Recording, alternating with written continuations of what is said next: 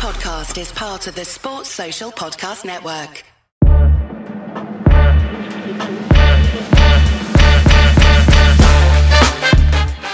Welcome to the Ospreys Eyrie.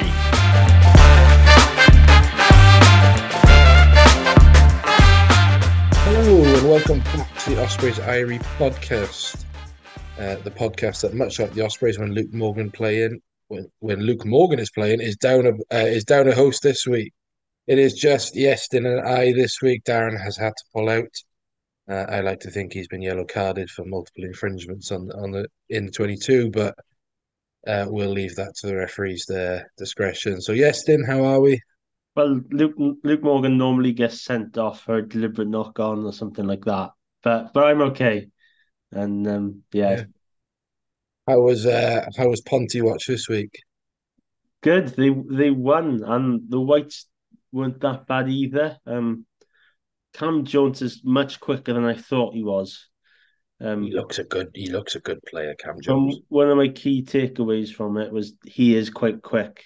Morgan Moss is doing Morgan Moss things, and Harry Houston scored a really good try in the corner, and I still don't know how he managed to get that down because it's a really good finish. What do you make of the Whites this season? Is it just a consistency issue with them, or is the gap just getting a bit bigger?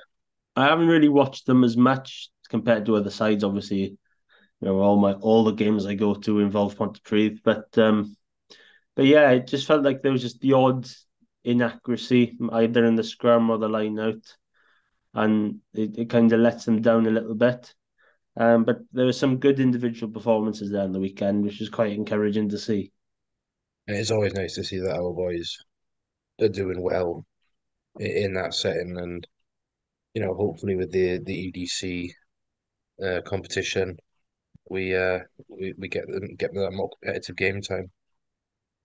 It was the Remembrance Sunday. Unfortunately, we had to remember the Ospreys Glasgow result. For those who have been living under a rock and thankfully didn't see the game, Ospreys lost 23-31.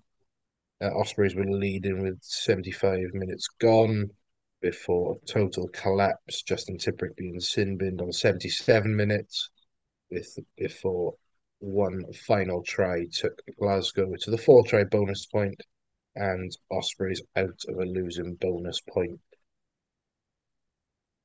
contention. But before that, let's do some news. Not much since we were last on air. The main stories being confirmation of the Ospreys partnership with the Toyota Cheetahs and the confirmation that 3 players, scorer of tries versus the Scarlets, Daniel Kasende, has joined hooker, who made his debut against the Ospreys in 2018, Marnus van der Merwe, as well as world's most handsome man, Ruben Kruger, have all joined the Ospreys on short-term loan deals.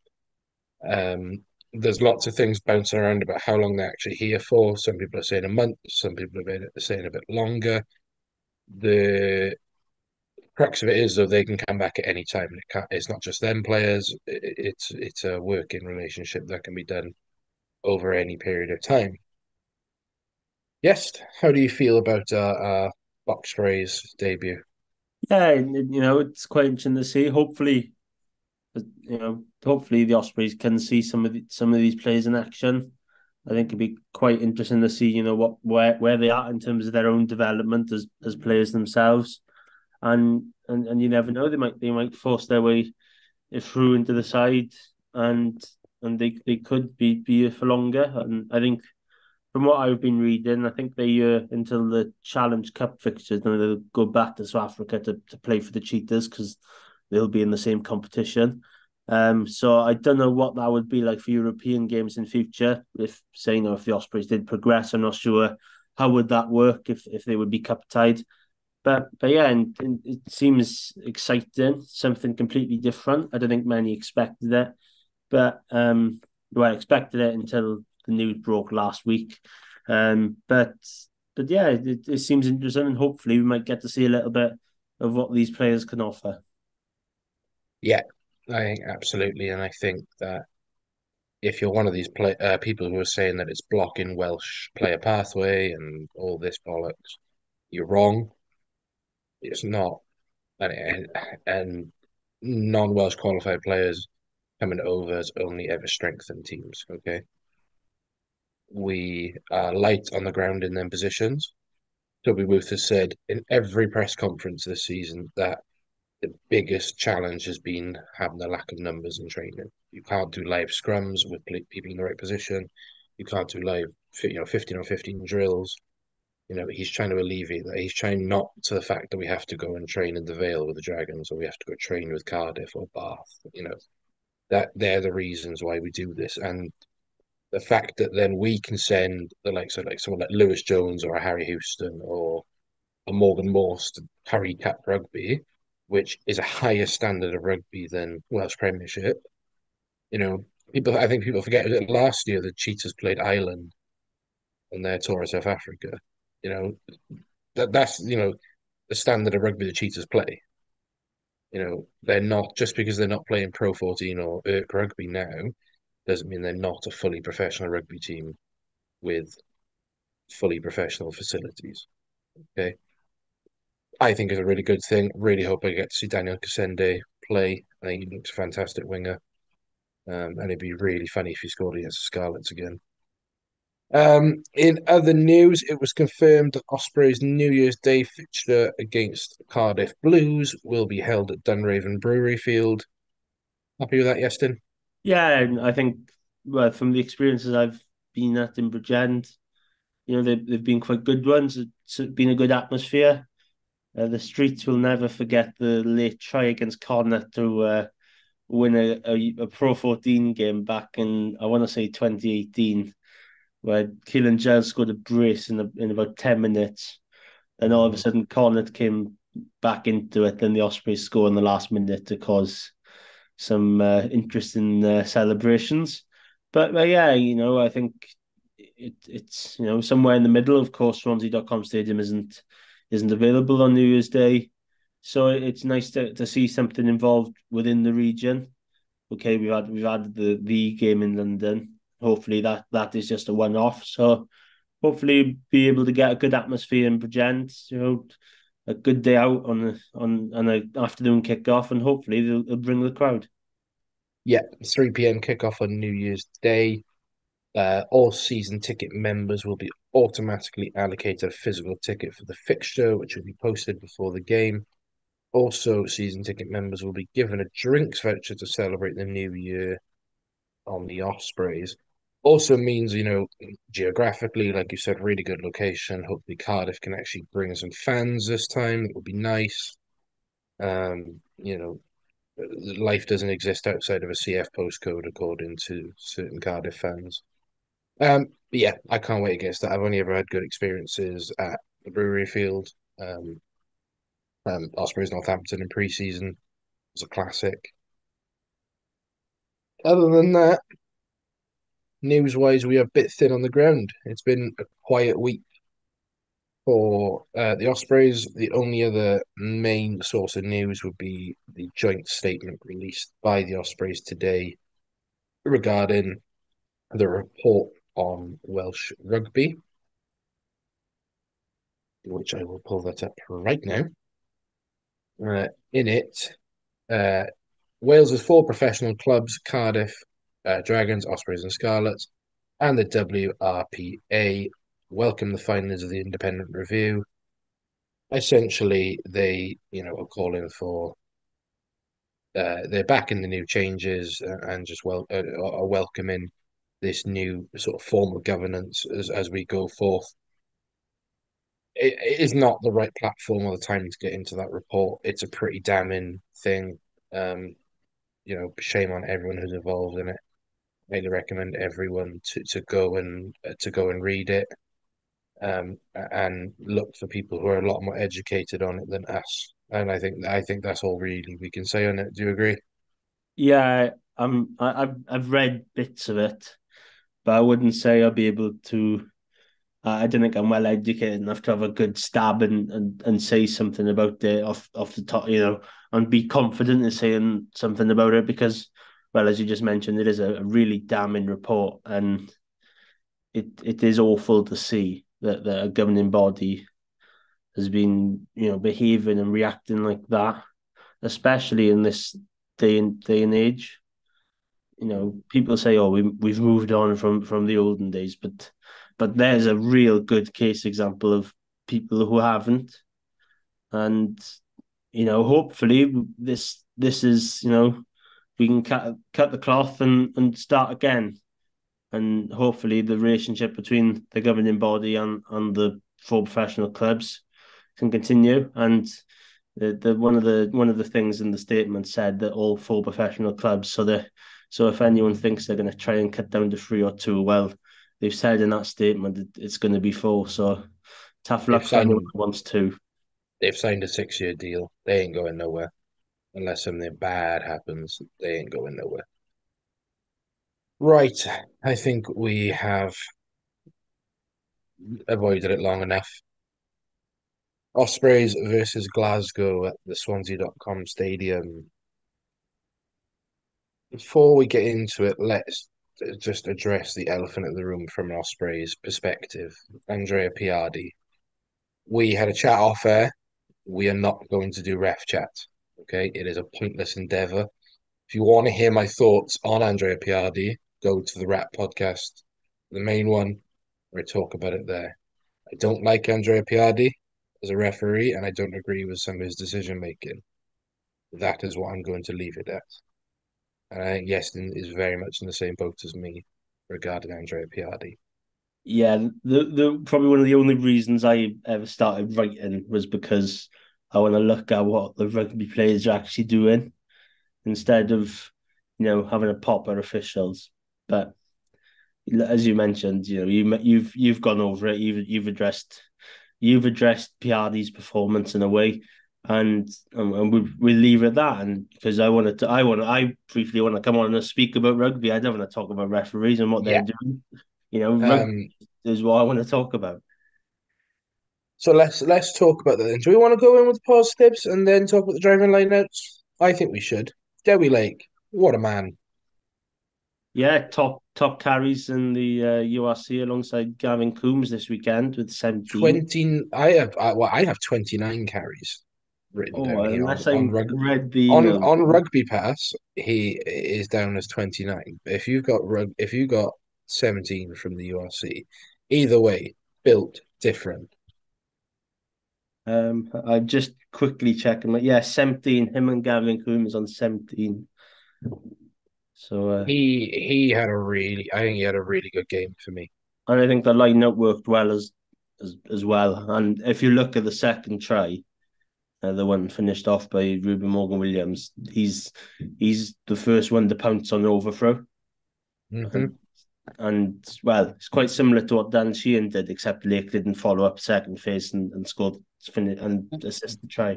Actually reminded me of the one of the tries against the Dragons last year. Where Dewi Lake cleans up an overthrow. I think Dewi Lake cleans up an overthrow, carries forward, and then sets up momentum. That's what, and then that 80 minutes he really needed. And actually, both him and Ryan Elias had a really good weekend. I think Ryan Elias had a much better game overall, but Dewi needed that 80 minutes where he just was physical, he looked fit, he looked hungry, and that's exactly what you want going into a Welsh Derby weekend. And Um, and the lineup worked as well. So and the lineup works so that, I'm not saying he's cured of his, gyroscopic arm, but he 91% lineup completion really helped having Adam Beard back, I think, just for that lineup call in Nouse. And, Adam Beard got through a lot of work, I thought. I've got him down as 13 tackles completed. you got a try assist too. He did get a try assist. The positives from that game outweigh the negatives for me. All right. 95% tackle completion, 7 tackles missed. That is mental stats for the Ospreys, okay? Because we love missing tackles, right? And we were thinking, last week that Sharks didn't really offer much, but we still were floating around the 86% tackle completion rate, which is probably the minimum of where you can be in terms of winning in pro rugby. Glasgow didn't have a sniff in open field. And yes, it was a rotated Glasgow side. Yes, blah, blah, blah. I know all this. They still had some big carriers. Valanu, they had Tuapolotu in there. There's a lot of players in there who are going to get over the game line, and they just didn't. There was no, there was just no inkling that Glasgow were going to score from open play. It just so happens that they have to have the best. They have the best driving line out in the league. What really impressed you about that defense? Yes, being at the stadium. Well, I probably spent most of the time worried about a rolling maul, but it just seemed like there wasn't much disconnect between the backfield at all. And times during the last couple of years, you might see the Ospreys might have defended a little bit too narrow and sides have exploited them out wide, or away at Munster last season where they just went through the middle and exposed gaps through the middle, or Zebra, for example, this season when Ruben Morgan Williams doesn't really, well, Watkin comes out of line and Ruben Morgan Williams doesn't really come in and make a hit, which creates the gap for Zebra to come through and score. But there wasn't like none of that. Everyone just knew their roles in defence. And okay, the only reason Glasgow really won that game was because of their maul, and they're one of the best maul sides in the league, And Johnny Matthews has got a ridiculous try scoring record. I really don't know how he does it, but it's just, I think if you remove the maul itself and probably one or two kicking battles, and you're thinking the Ospreys are comfortably the better side, yeah. And Absolutely. And I think credit to Duncan Weir, he went off for his HIA and yellow card, but he came back on and he steadied the ship because Glasgow looked a mess in that opening hour, especially when when they kicked the ball dead. I muttered, "Oh, he'd just done a Jack Walsh," because that's what Walsh was doing it once or twice last season, and. Yeah. And then when Weir came back on, they scored straight away, which was a massive change in momentum. And then in the second half, he just controlled the kicking game. The Duncan Weir thing is a really good example of why we have Owen Williams and why he's so effective when he's fit. It's just that old head who steadies the ship. It's what Dragons, I think, are missing at the minute. And we'll come on to Dragons later, but them two games that they were really close and should have won, if they don't have an Angus O'Brien or a Will Reed and they have a Hanrahan, they win them games because it's just that nous and experience has been there, done that, and that's what Dunky Weir has done. And yeah, not that I agree. Maybe he should have stayed on the pitch. We've seen them giving us reds. Um, he steadied that shit really well, and it is what it is. Toby Booth said a really good thing in the post-match press conference is we don't look at the tries, we look at why we got to where they were. So why were we in them positions? Blah blah blah. Set piece, we've alluded to it already. Scrum back to its dominant best, I think. That is a meaty front row. Ben Warren, I thought, showed up pretty well. 100% scrum win. Um, four of our own scrums. Glasgow only 63% completion off 8 scrums. Do you think we were? I don't think we were rewarded enough for our scrum dominance. Do you? Well, I don't think Nicky Smith would have been best pleased with maybe the lack of rewarding in the scrum, and I think probably the odd breakdown decision as well could have swung the other way. But I thought the scrum went well, the lineup went well. I thought the maul actually looked okay. Obviously, when you're up against someone that's mauling so well, it doesn't look that good. But I did think the maul went well. I thought they were desperately unlucky not to get another try around the 33-minute mark. And Glasgow somehow managed to pinch the ball back, and they tried to run it from their own line, and yeah, so I think in terms of set piece, it went well, and Glasgow showed us how good they are in some areas of the set piece, so it was good to see, Nicky Smith back in the fold. hopefully this week Gareth Thomas returns, so there's a bit more depth there at loose head. We have And got James Kenny as well. yeah, we've got Kenny as well. So we've got plenty of options there now. And Tom Botha's Tom Botha, and he's probably Yeah, made in gold now somewhere in Swansea. it's yeah, it's a really when I saw the squad, I was very much like you can definitely tell we're putting out a strong squad, but with one eye on the Welsh derbies because we know that's stuff we've got to target, and the biggest one there was Tom Botha being rested and put on the bench because clearly, he's wanting to target that Dragon scrum. And I expect we'll see a Nicky Dowie, Tom front row. And after seeing the Dragons scrum against Leinster last week, who have a good scrum but not dominant to the point where I'd say they're the most dominant scrum in the league, it gets you quite excited as an Ospreys fan. Line out again, I thought line out was great. Let's see who won our line outs. Yeah, Tips and Adam Beard. I think what I like about Adam Beard is he gets a lot of criticism for not throwing to himself a lot. But we've had Justin Tipuric for years, who's been Wales's main source of line-out ball and the Ospreys' main source of line-out ball. Why change?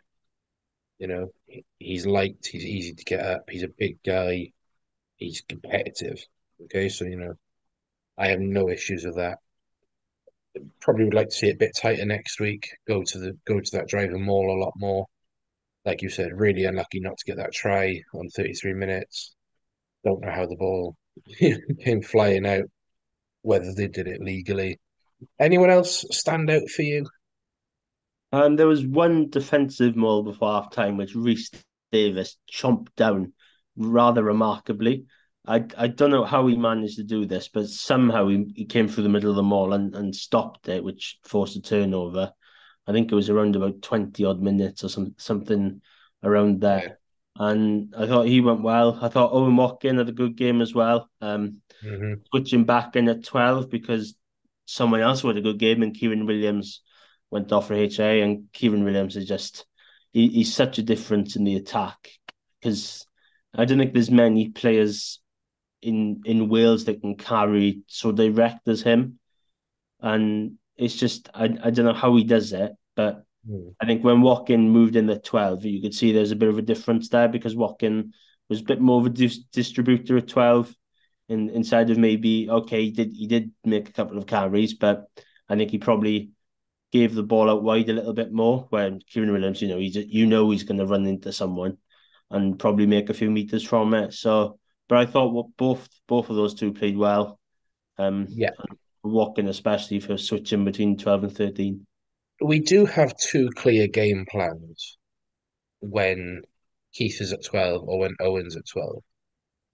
Because I see when Keith is at 12, he is a direct runner. And, Lee on the rep said he wants Keith to have more of a passing game.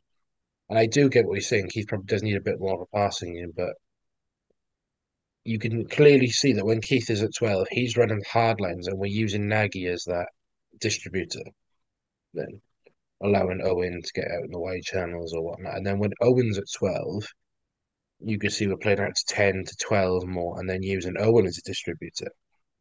Whereas I think in the past, we've tried to we'll do Cannonball Keith at 12, but then also try and make him distribute when it's not on.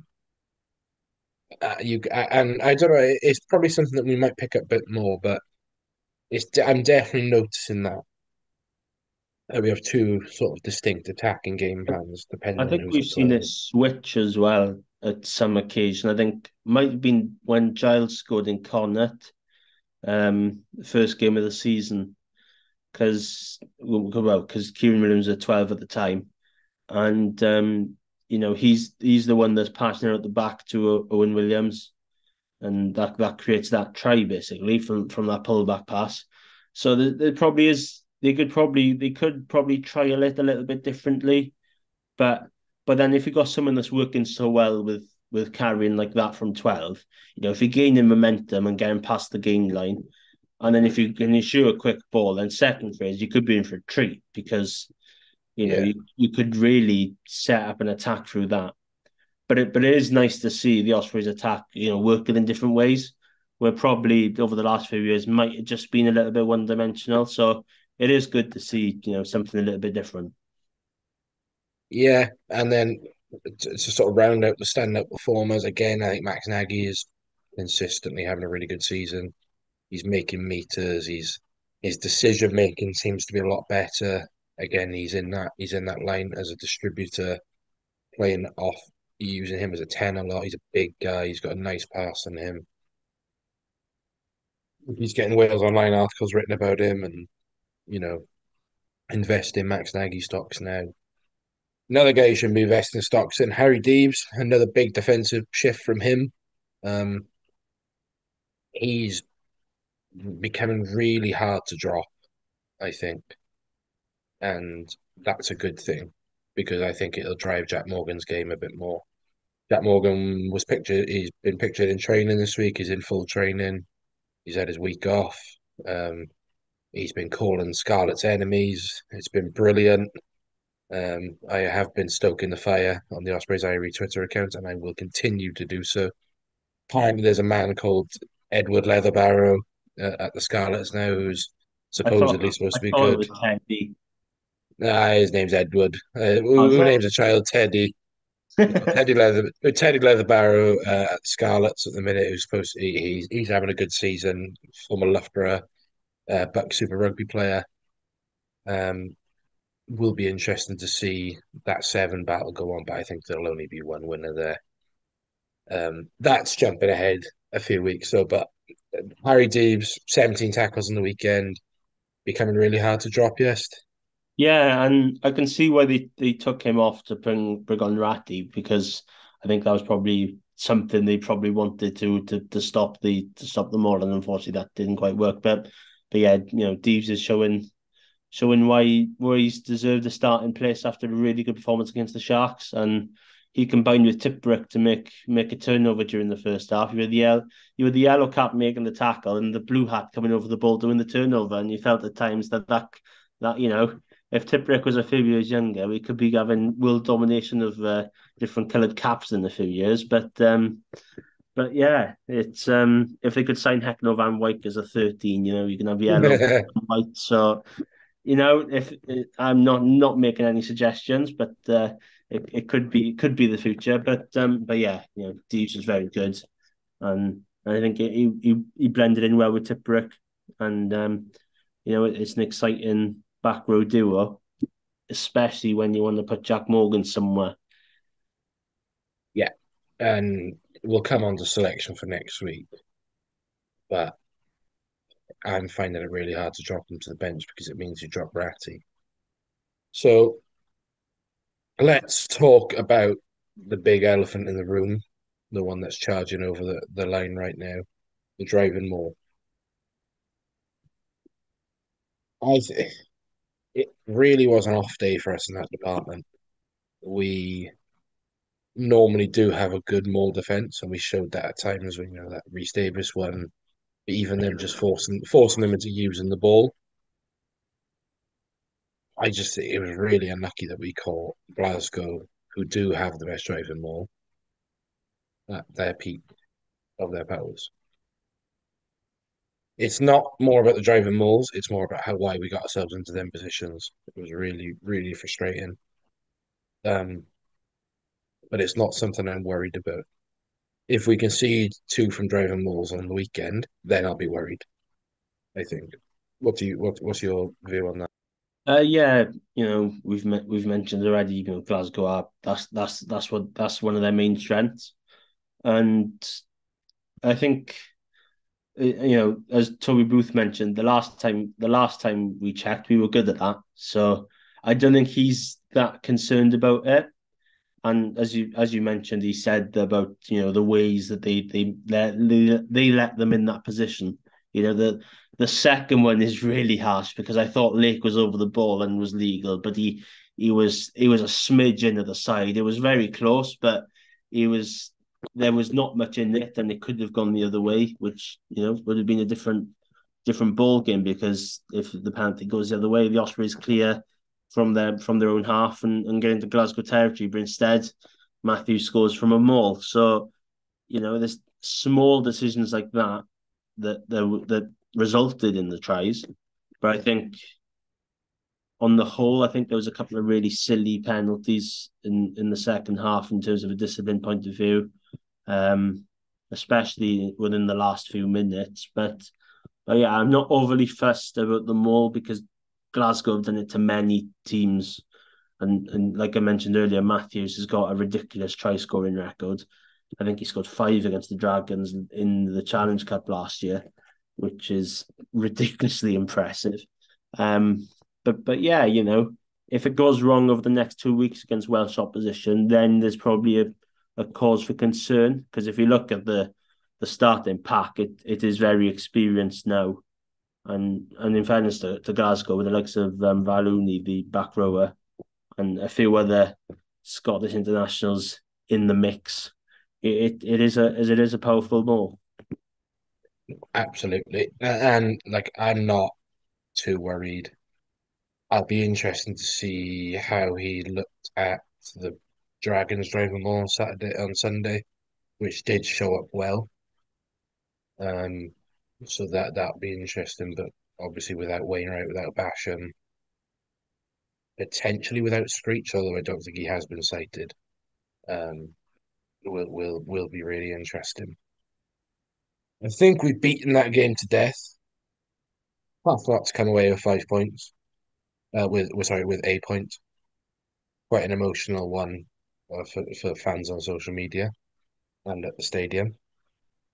Let's move on to previewing Dragons away. Before we do that, I've got a little challenge for Iestyn, who Oh, I have not told him about this at all. oh no. How many players can you name that have played for both the Dragons and the Ospreys, Iestyn?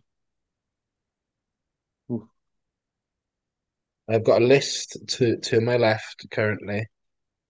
How many do you think you can name?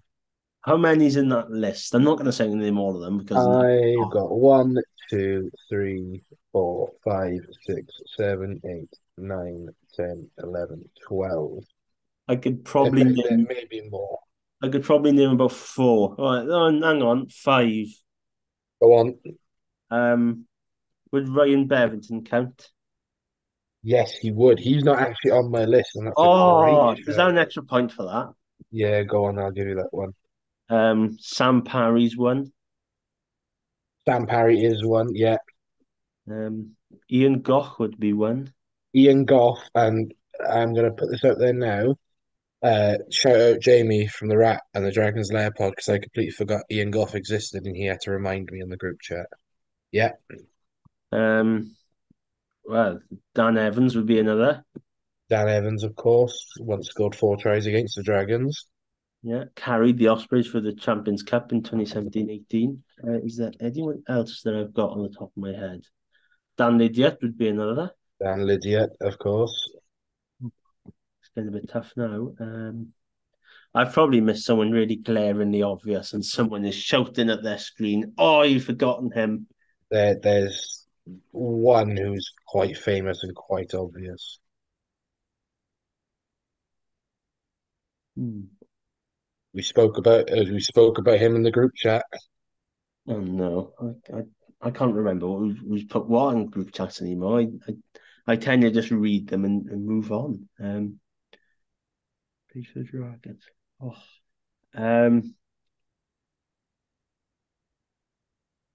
oh no, there's someone. Oh, I can just sense it. There's Would you someone. like me to go through my list? Oh, go on then. So you got I'll give you you got five. Yeah, you got five there. I've got on my list Joe Beerman. Yeah, That's a throwback. a throwback. Tavis Noyle, Oh yeah, yeah, yeah. Gavin Henson, Oh, of course, yeah. There's Gav, of course, Tal Selly, the first man to play for all four Welsh regions. Rodri Jones. Oh yes, yeah. Yeah, That's Rodri probably Jones. the glaring and obvious mistake. Ben John, who I forgot played for the Dragons. Didn't he go on loan there or something? Yes, I Must have believe he been. did. Sean Connor, the Brew, Alid Brew, hashtag no brew, no clue. Oh yes, yeah. And then I've got him in a question mark, but Dan Suter, Yeah, he has played for the he Dragons, yeah. has played for the Dragons. So yeah, Sausage has played for the Dragons. So that's who I've got. If anyone does know of any other players who play for both Ospreys and Dragons, please let me know. Tag Oh, the Ospreys Irie Twitter account because I can't think of any off the top of my head. But I can't believe you forgot Gavin Henson and Rodri Jones. yeah, Rodri Jones, there's two really bad ones there, isn't there? Rodri Jones, we literally spoke about in the group Yeah, chat. yeah, there's some shockers there, and I was just happy to get five. I think I got overloaded with excitement I got when they didn't have on the list. Not as many people as I thought in my list of 14 people. And the one that obviously the two that stick out to me in Dan Evans and Sam Parry, who we got from the Dragons, who have probably become really, really big Ospreys legends. You know, Dan Evans scored 800,000 tries. You know, the man And with the best. Parry's about three behind him. Yeah, you know, Sam Parry's a great. He's been a workhorse. Dan Evans in his prime he hit some of the best angles in rugby. He was just such a great runner. But then you look at the names there, like Ben John was fantastic on his day. Ian Goff, everyone knows how good Ian Goff was. Obviously, Gav was really good. Joe Bierman, I thought was vastly underrated as a squad player. Um, Obviously, we all know Dan Lydia, you know, and the quality he brought. Ryan Bevington was a decent prop in his day. Probably didn't reach the heights he probably should have.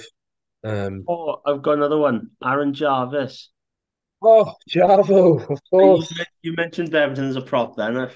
Yeah, my mind Aaron was Aaron Jarvis Jarvis, the man who weirdly went to Clermont-Auvergne and had a in the middle. Yeah. quietly good career at Clermont-Auvergne. So that was our 50-50 little now. taster for Welsh Derby. I think we're going to do one of these for the for the Scarlets game as well, No, because that would be very I'll have to rack interesting. my brains up for that one. It'd be interesting to see who has played for the enemy. Um, I'm looking at you, Lloyd Ashley. I know you didn't have a There's another. choice. Dan Evans, there's two. Dan Evans, yeah, there's a few there.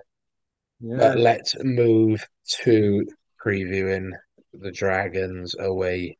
Iestyn's favourite game of the calendar. I think he'd rather play Leinster away than go to Rodney Parade. Iestyn, why do you hate playing the Dragons at Rodney Parade? To It's explain just, to the viewers. well, the first trip I ever endured, an away game, as I should say, was at Rodney Parade, and it was New Year's Day 2017, and we'd got down there rather early because we didn't know if the game was going ahead or not, mainly because of the pitch.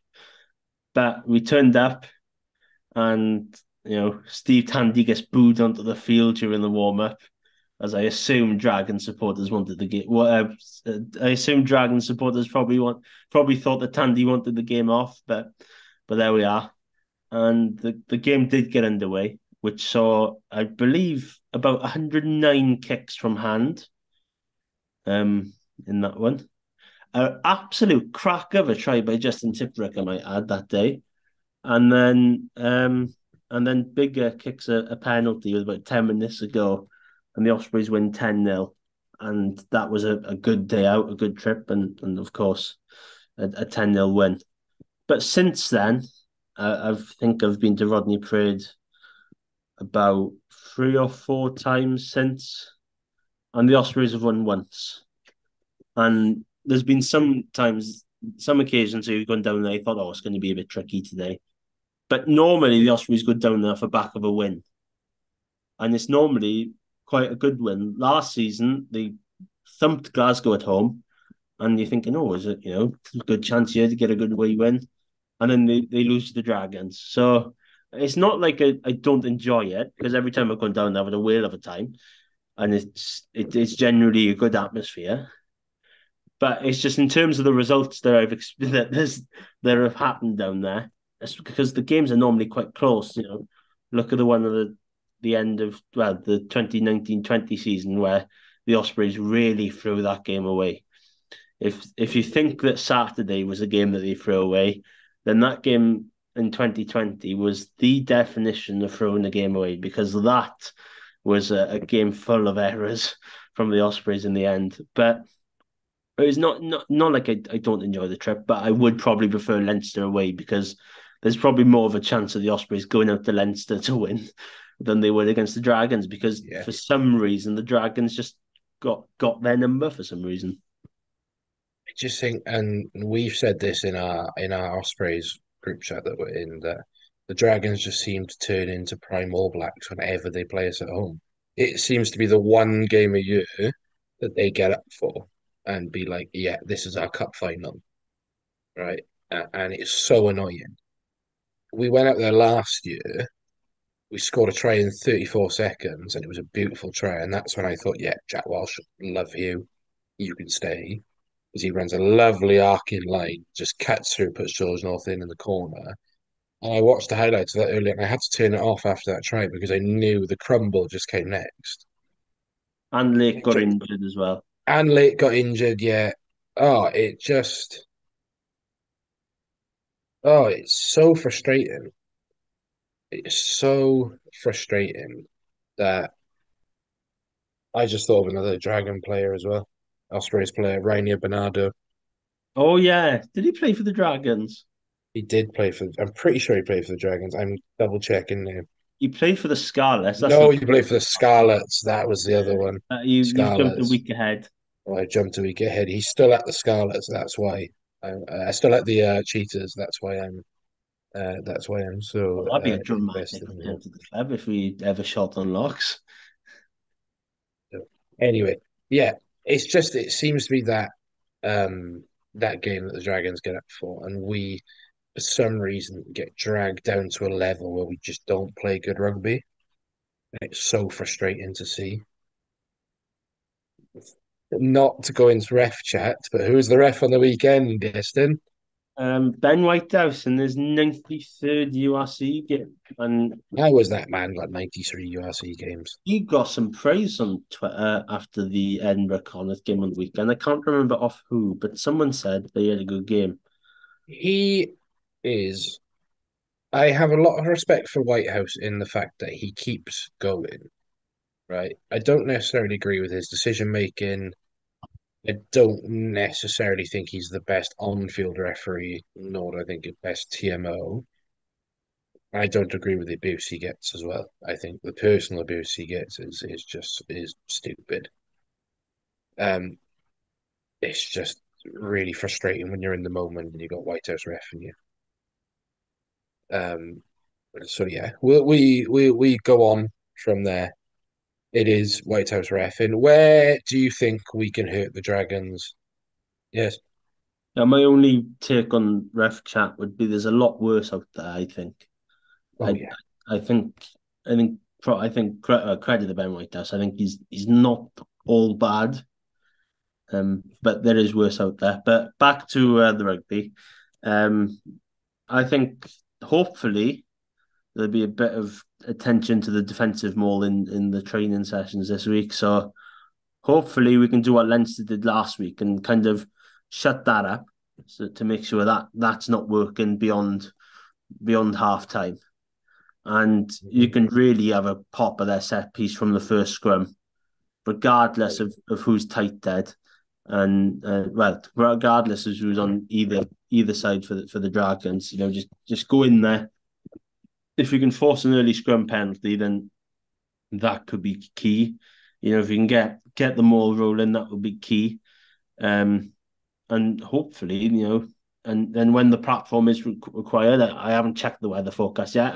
It could be pouring down the rain. I'm not too sure, but where if there's the platform there, to launch a play, and I'm pretty sure the backs are more than capable of stringing some phases together in attack, and we might see a bit more of attack and threat compared to what they did against the Sharks, but I'd be more than happy if they kept it tight and won 3-0, because especially with the recent record in Rodney Parade, it's never been well. It's never been good since. Well, you've even seen some really good Osprey sides go down there and have a really tough afternoon. So from an Ospreys point of view, if they won 3-0, my dad would be delighted because he's been there with me at Rodney Parade all those occasions, and he's seen us lose there quite a few times, and yeah, if they can get the key fundamentals in set piece, then hopefully they'll be okay. Two things on that. I thought of two more players. Uh, This is a and brilliant theme to keep on moving. this I'm gonna keep rolling through this. Hugo Gustafsson, Oh yeah, yes, yeah. now coach at Swansea University, first team as well as an Ospreys Academy coach, and obviously Kai Evans. How could I forget Kai? Oh, that's a glare. That's another glare. That's a proper glaring one. Oh, I'll keep going. I've got the Ospreys all-time player list up, and I'm going through slowly the ones I recognise. But people will keep bringing in more. In terms of where I think we have to attack that first set piece, especially that scrum, and just like we attacked, we clearly identified Glasgow's scrum early on, and just thought, yeah, let's attack it off every scrum, them under pressure. Even if they still get the ball, I want it not clean ball. Don't give Birchenough is back in training. If it is Birchenough, Roger Williams, Dane Blackett, don't give them that platform. Don't give Will Reed the ball he needs to put his centres onto pace.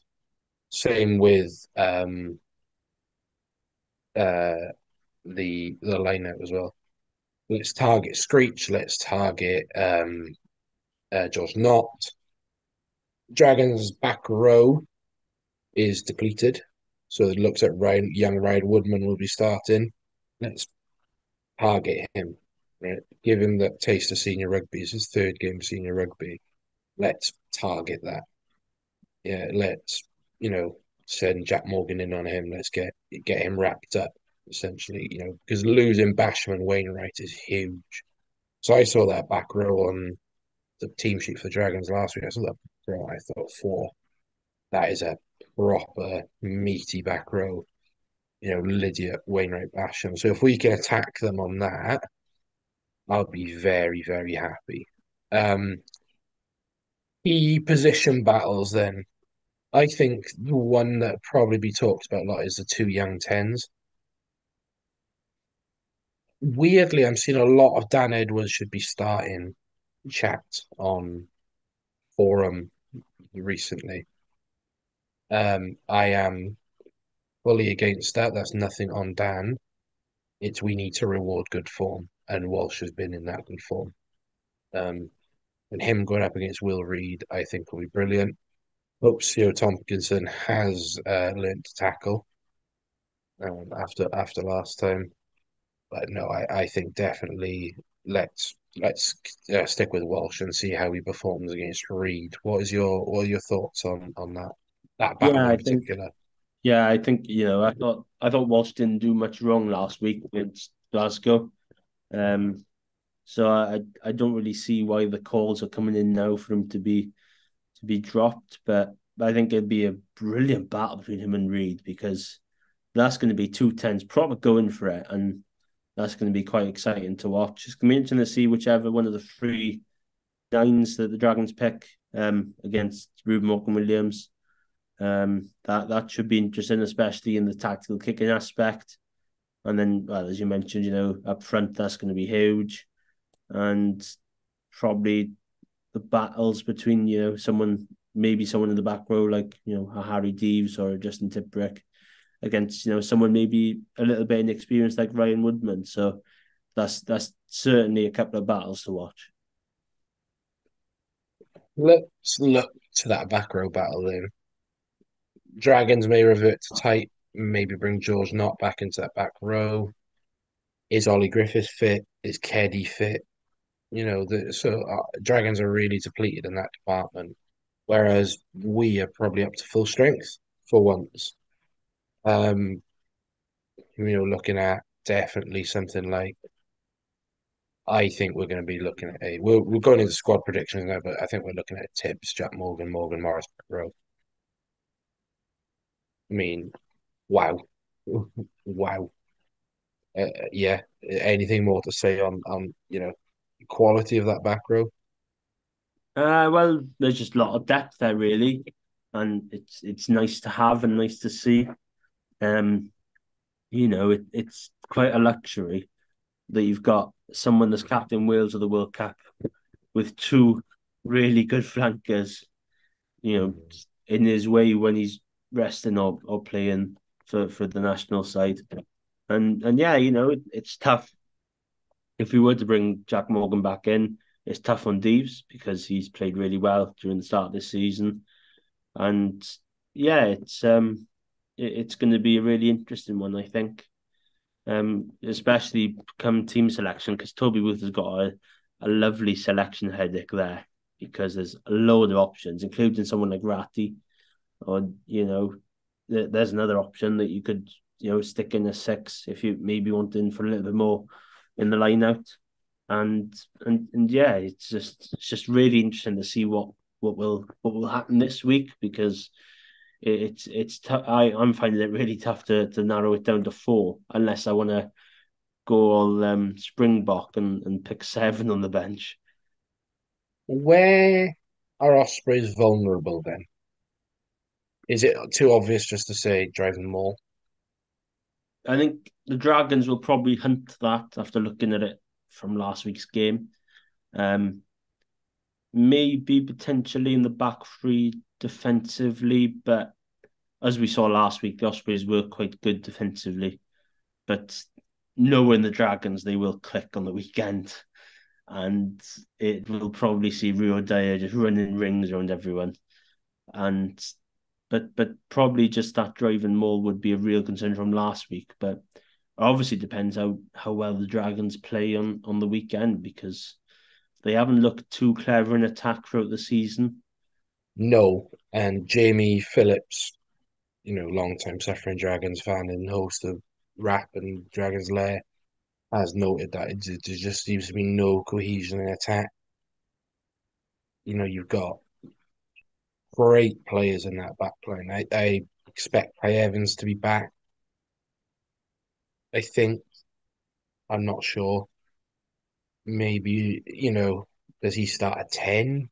I know a lot of people do see him as a 10. I think Gav off the Dragons Lair sees him as a 10. Personally, I'm going for Roger Williams with Bertrand off the bench, harsh on Blacker, but I think that's where you're strongest. They can get box kicking really well, and you got Rio Dyer chasing.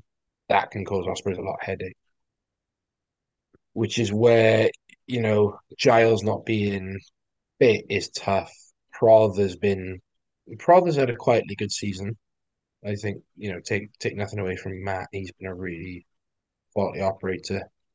Do you look to bring in Daniel Kasende, who's a big boy, a quick big boy?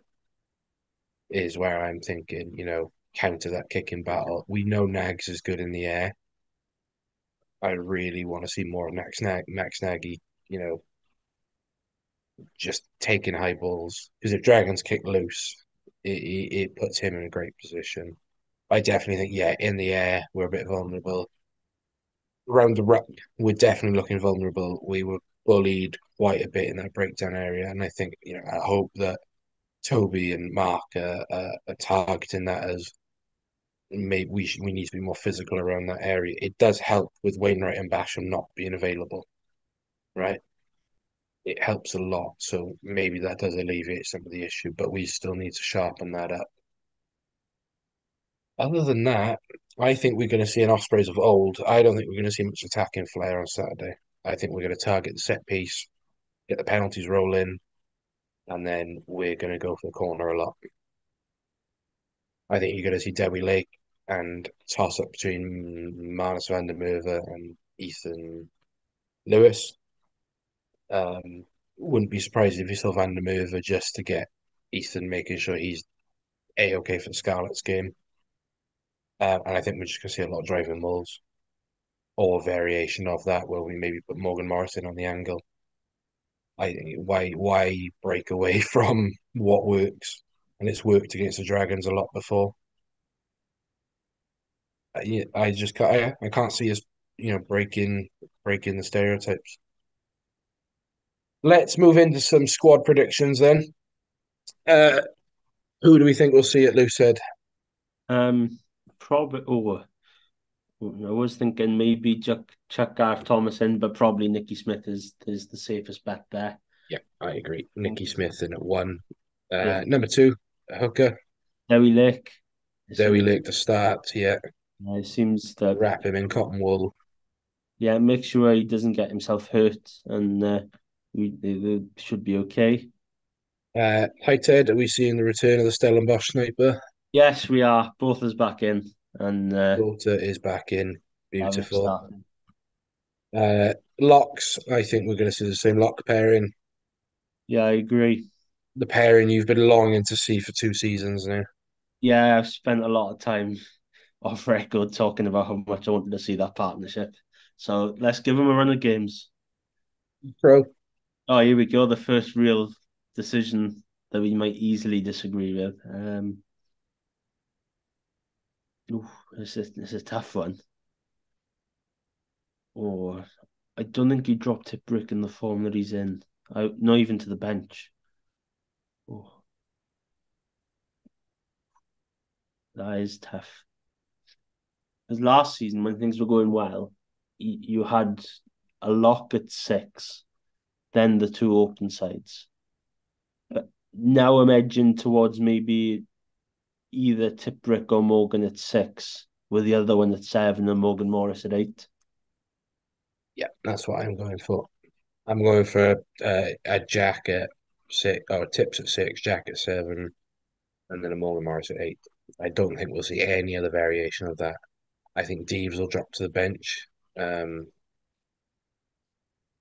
you might see Ratty go into replacement lot rather than Fender for that experience more than anything. Um, let's move into scrum half then. Ruben, Yeah, I think it's another opportunity for him. yeah, There's a couple of loose box kicks in the second half, but I thought after the Sharks' performance, he probably deserves to be first choice. yeah, and then I think we're unanimous in 10 as well. Walshy, Yeah, yeah, I think he's deserved another start, and he's been good all season. his form has been, but that lovely break against Glasgow on the weekend where he's at the touchline and his change of direction is so nice. Not talking when I talk about change of direction, I'm not talking about a sidestep. He's just a lovely angle change. Yeah, he's brilliant at that. Yeah, so I think we'll see Welsh at 10. Kieran looks to be out for this game after failing a HIA, so we expect to see Owen Watkin at 12. Yeah, hopefully Kieran will be back for the Scarlets game because probably need him by there to score in the corner again. But I think it'll probably Does be love a try. the same centre pairing that finished last week. I think Watkin and George North. Yep, I thought North went well. I thought you could definitely see that more dynamic run in rather than George battering through people. I thought he passed well as well. So yeah, I think we'll see George and we'll see Owen and George. Back three, then I think this is where it gets interesting, especially the wingers. Are we assuming Nagy at 15? Yeah, Nagy a full back. I think that's the safe one of the three. Mm-hmm. I think it's tough. I think you probably give Luke Morgan a rest because he has played quite a bit of rugby. Um, so Prothero on one wing with Cassande is it on the other. I think I think you let's see what he's looking like. I think you go with Cassende and Prothero. Um, we'll love to see Giles back, especially for the South Wales derby. I know he is doing rehab work. I don't know how close he is. The press conference hasn't come out as of time of recording. Expect that'll be out tomorrow. And then let's look at the bench quickly. So are we saying Gareth Thomas, replacement Loosehead? Yeah, Gareth Thomas back in. We're in 17. Okay. Well, it would be really nice if Sam Parry was to return, but yet again, Runshaw on his injury, so probably Ethan Lewis again. I think he's deserved another Yeah, shot. I think. I agree. He didn't get on the weekend, so he will be fresh. So yeah, I wouldn't be surprised if it was Ethan Lewis, but equally, I wouldn't be surprised if Marnus van der Merwe gets a run out. Tight head, then are we looking at Warren or Reece Henry? What we thinking? Well, I thought Warren went okay on the weekend, but I think it'd be nice to see Henry get another run out. I think if we could keep him at one side of the scrum, and Hmm. then if we're desperate, we'll be forced to switch him. So I think we bring him in as a tight dead this Yeah, week, and because I well think just for we've experience as got well. enough depth. Yeah, just for experience, I'd bring Henry back in. Lot, are you sticking with Fender? Or are you dropping Ratty into Lot? I really want to make a 6-2, but I think you can see I can see why they could pick Ratty in as a second row replacement just for his flexibility, so you can if needed you can play at six. Yep, and I think that's exactly what I'm doing. I'm going with Ratty as our second row replacement, and then Harry Deeves on at Yeah, 20. if he was not in the 23 without injury or something like that, then that would be a really harsh drop from the squad. So Thieves were in 20. 21 is an interesting one because for me, I'd rest Luke Davis. Not that Luke Davis has probably played as much as he would have liked. I just want to see what Ruin Kruger plays like. I So can't I, remember I'd if be. Davis came on last week, so I'd probably He stick with. don't. I don't think he did. I don't think he did. And for that reason, he'll probably stick with Davis. I want Ruin Kruger because he is the world's most handsome man. Um, yeah, this friendship has ended with Reece Henry. This is a Ruin Kruger Stan account now, Oh, and oh, shall remain so. oh. A short-term deal only lasting for a month. I know. 22. Who is coming in at 22? Are we thinking Dan or is Owen going to be back? I'm trying to rack through any back three options now. There's a little bit the injuries. I think we'll stick with Dan Edwards. I The don't think we injuries have a choice. because obviously Booth likes to put his 10 as well in 23, doesn't he? He's done that a couple of times Yeah. this season. So I was scraping through for any backs players that haven't played. But if we're calling 22 replacement 10, Yeah, then I'm a Dan traditionalist. Edwards, yeah. Yeah, Dan Edwards. And then 23, I'm expecting someone like Luke Morgan.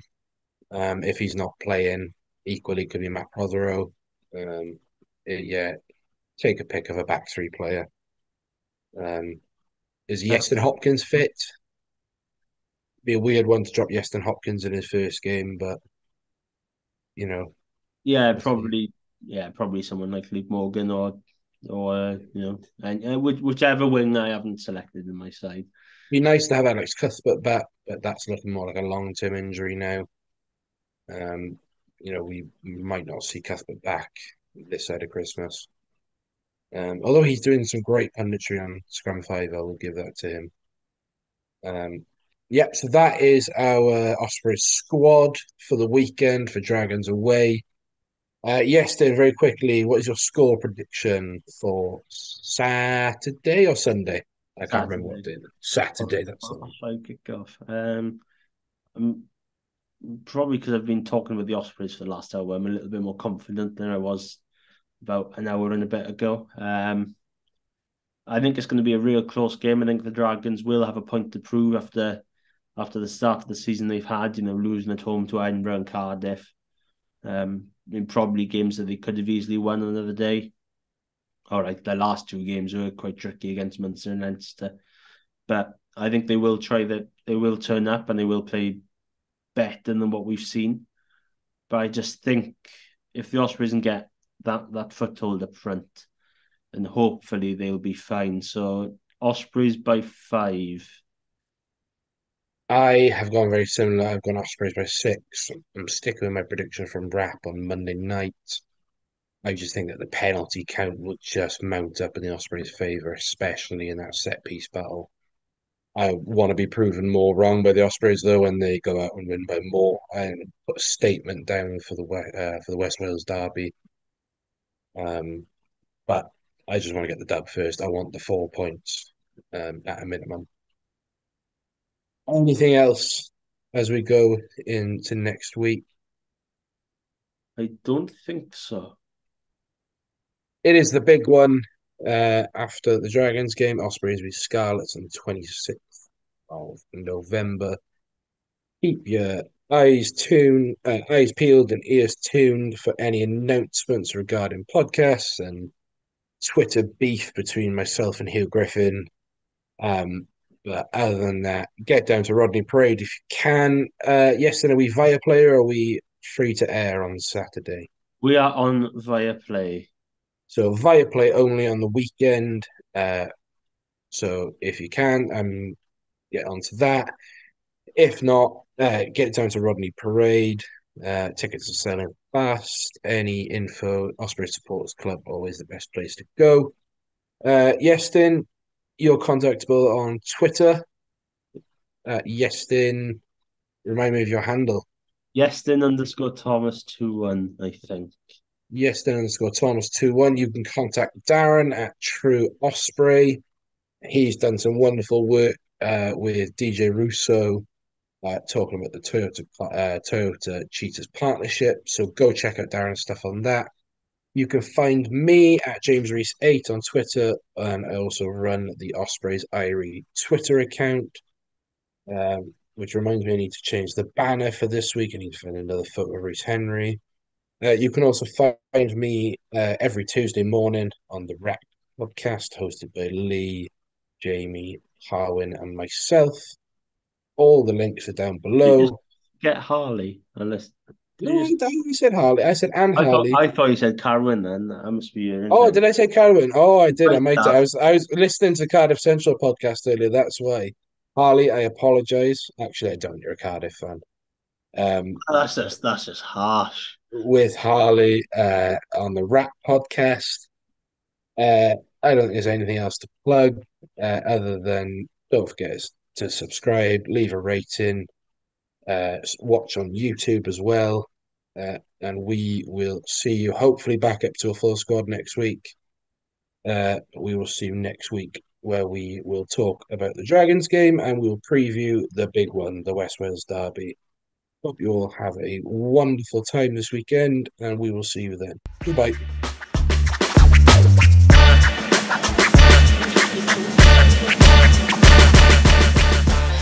Thank you for listening to the Ospreys Irie podcast. We hope you enjoyed the show. Please subscribe, rate and review wherever you listen to us, as it really helps spread the word. You can find us on all the usual social media channels or email us on welshregionalrugbypod@gmail.com. And remember, whatever the question, rugby is always the answer.